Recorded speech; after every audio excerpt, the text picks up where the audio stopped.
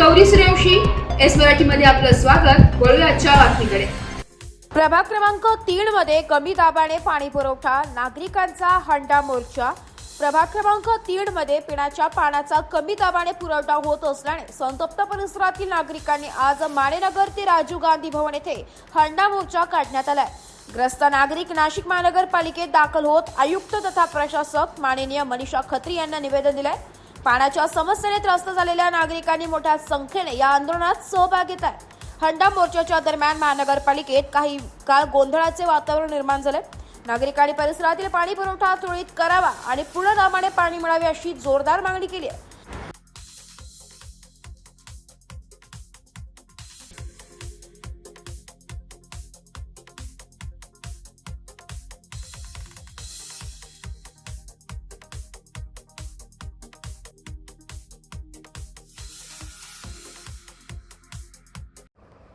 Bureau report, S Marathi news, Nashik. अशाच नवीन ताज्या घडामोडी जाणून घेण्यासाठी आमच्या एस मराठी न्यूज चॅनलला लाईक करा, शेअर करा, सबस्क्राईब करा आणि बेल आयकॉनला क्लिक करायला विसरू नका।